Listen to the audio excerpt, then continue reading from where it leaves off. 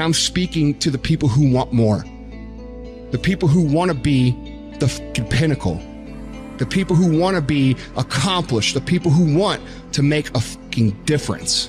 You guys are going to have to go all the fuck in.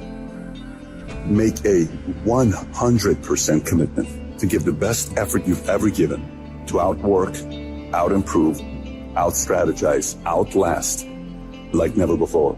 One of the best quotes that I've ever read about it is that if you have real true freedom, you're never going to have equality of outcome. Because with real true freedom, you have the freedom to not engage. Well, look, if you look at a guy like Jeff Bezos, for instance, that Amazon guy is worth more money than anybody ever, right? That guy works all day. Yeah. I mean, he's a maniac. Oh, yeah. He's acquiring all these different companies, and everything he's doing is designed to succeed. Yeah. I mean, he's just... Well, that's what Gates just said, yes. too, in a recent interview. And I know some guys that are, they're in approximately the same universe as those two, and they just work all the time. That's all the time. Yeah. And they don't just work. They work so efficiently and so effectively and make use of every second in ways you can't even imagine unless you're in that sort of position. So, and, doing that doesn't mean that you will succeed, but not doing it certainly means that you will fail. Well, not doing it certainly means you will never achieve that level of success. Obsession is wanting something so bad that I go to bed with, I wake up to it, I make whatever sacrifice, I grind, I can't live without it. You gonna get anything, you will have to pay the price. There is a price tag to greatness. You will have to work for every single thing you get. And you gotta work every single day. You gotta wake up every day and work. We do not retreat. We do not give up. We do not surrender. And the reason why most of you are not successful is because every single time stuff not going your way, you give up, you quit, you let go, and people feel weakness. They feel it. You can feel when somebody's not committed, when they're not all in, when they're not dedicated. And there's another level you get to when you go all in. Look at your belief system every single day and stick with it. Don't rush the process. Trust the process. Don't rush the process. Trust the process. Don't rush the process. Trust the process. People who do stuff consistently and on time, they surpass people who talented and gifted. Should never be satisfied with what you got. You should double your business, triple it. If you accomplish something good with hard work, the labor passes quickly, but the good endures. If you do something shameful in pursuit of pleasure, the pleasure passes quickly, but the shame endures.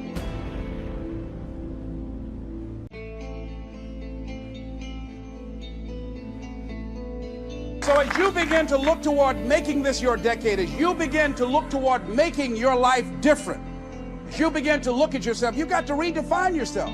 Who are you right now? And who must you become in order to create what you want? What has to change about you? What is it that you're doing right now that would be a liability for you? As you begin to look toward the future and take inventory of yourself, what is it about you right now that you've got to leave this behind because this no longer fits? Looking at where you want to go and the kind of person that you must become, the kind of standards that you have for you. What is it that you must do differently if you want to keep on getting what you're getting, keep on doing what you're doing? It makes sense unless you change your pattern, unless you change the way you're thinking, unless you change your behavior, you're going to continue to produce the results in your life. See, all of us are winners, but some of us are producing results that we don't want. And so all you have to do is look at your game plan, look at your strategy. How is it that you have been being? What is it that you've been doing to produce this? See, you're the director, you're the producer, you're writing the script, you're the star of your life. And as you begin to look at your life, you can decide whether or not it's a smash or whether or not it's a flop. That's in your hands. Look at your life, look at where you want to go. Don't worry about your circumstances. Don't worry about your age. I have a friend who's up in age, over 70, and she wanted to build a multi-million-dollar complex. Her name is Dr. Johnny Coleman. Lenders and bankers say, you can't do that, you're too old. She ignored them. That building now stands, ladies and gentlemen, a multi-million-dollar structure. But there are a lot of people who would have listened to that. There are a lot of people that would not have even gotten to that point. They would have talked themselves out of even going down to the bank to ask for it because they've already said no to themselves. See, it's time now. If you want to make this your decade, you've got to start saying yes to your life. You've got to start saying yes to your dreams, yes to your unfolding future, yes to your potential, as opposed to saying no. See, 87% of our self-talk is negative. So you've got to make a conscious, deliberate, determined effort to say yes to your dreams. Why not? Why not me? Don't spend time like most people going through life complaining. Don't try and get on talk shows and tell everybody how life has done you wrong. Here's what's happening in the audience. 80% don't care, and 50% glad it's you.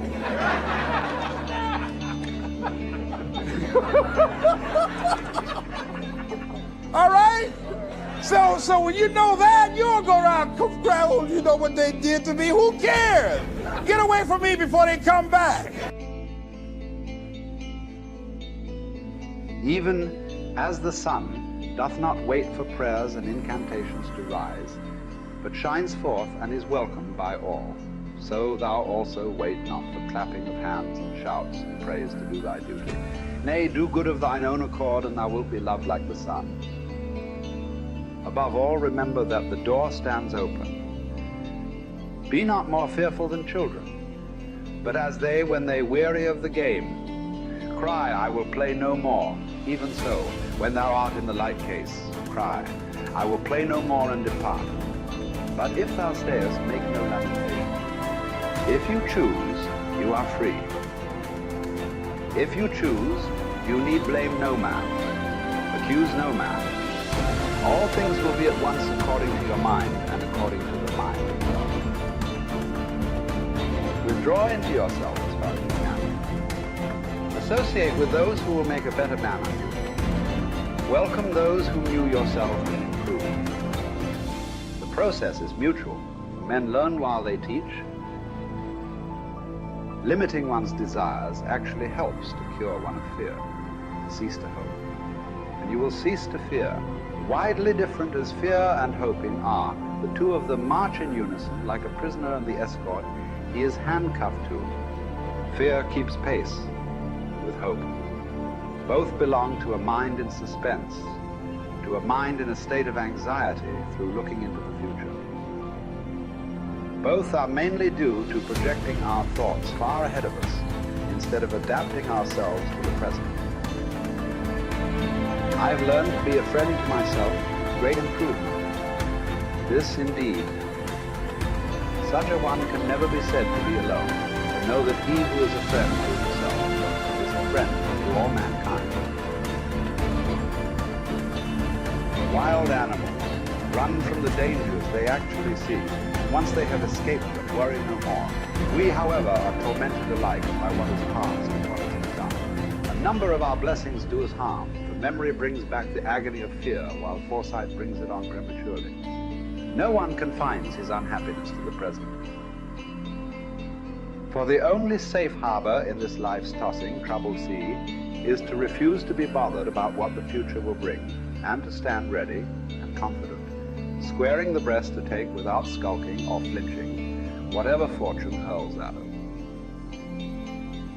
Count your years, and you'll be ashamed to be wanting and working for exactly the same things as you wanted when you were a boy.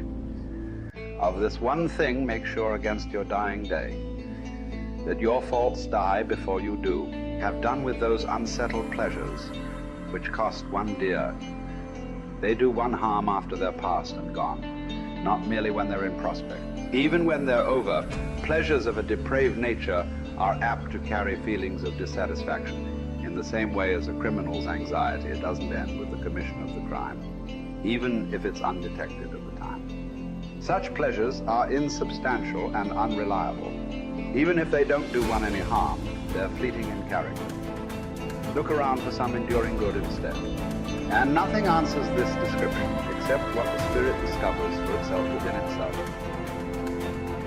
A good character is the only guarantee of everlasting, carefree happiness. Even if some obstacle to this comes on the scene, its appearance is only to be compared to that of clouds which drift in front of the sun without ever defeating its light.